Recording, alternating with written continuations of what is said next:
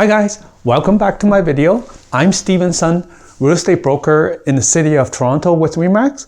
Today, I want to share with you some tips about buying or selling real estate when we're in this interesting time where we're talking about COVID-19, how it's affecting real estate. So let me share some tips with you if you're in the market of buying or selling, and hopefully that will help you.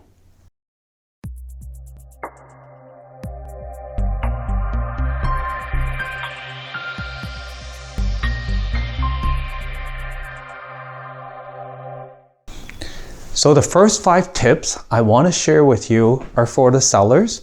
If you're selling your property in this market, in this strange times, here are the things that you should watch out for. Number one is limit the amount of people going to your house. So by that, I mean, maybe consider not having an open house. Because what you don't want to do is have lots of strangers going through your house, touching everything. So maybe you want to just have your agent arrange showing by appointment only, and don't do any open houses. So that's my first tip if you're a seller. The second tip would be, if you're a seller in this market, I would strongly recommend if you have some sort of protective gear that you can offer to your buyers, such as maybe some slippers, some gloves, or any hand sanitizers of that nature, something that you can offer by the front door, easy access that they can use while they're in your house. To prevent them from, spreading anything on your furnitures, table services, such like that. So that will be my tip number 2. If you're able to get a hold of any of these materials to provide to your buyer, that will be a great help during this time. The third tip, it's actually something that I always advise my client, is that maybe you shouldn't be there when visitors come. That goes true for normal listings as well. We always want to give the buyer better access, so that they don't feel like someone's watching them. Definitely, as a precaution, you want to put away anything personal, anything valuable, but let them walk around themselves.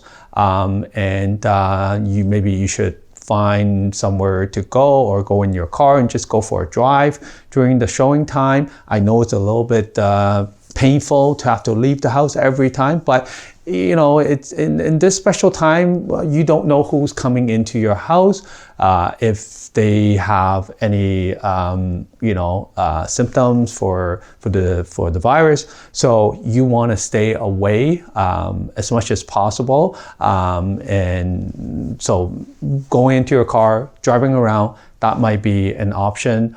Or just walk around in the backyard. If you really can't leave the area, you don't drive, I would suggest that maybe you stay in the basement or go into the backyard if the weather is not too bad, to give them a little bit more space, and make sure if you do talk to whoever that's coming, you stay at least 2 meters away, so that things don't get spread to you. The fourth tip I'm going to offer you is make sure after the day's done, after the last buyer has come in, you do a quick, nice wipe. If you can get some Lysol wipe, that'd be great. Just wipe off any surfaces, such as the kitchen counter. That's where most people will like to touch. The cabinet handles, the fridge handles, things of that nature, and also your closet handles. People like to open those to take a look inside, so those are most of the areas that gets touched, and you want to maybe have a quick wipe after you get home, and if there's no more showing after. That's my fourth tip. The fifth tip is, if you're a seller who's in an envious position where you are going to be taking multiple offers, consider doing everything via email.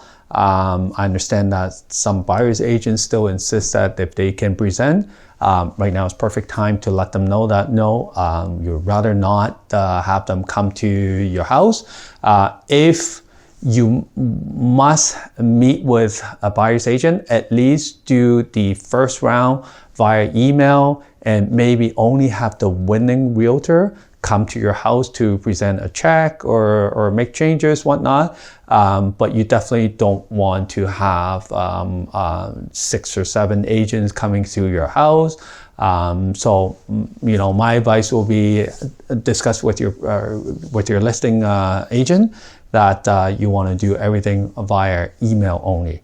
That minimizes any human contact. Nowadays, it's very convenient to sign documents with electronic signature. So that should be utilized as much as possible in this interesting time.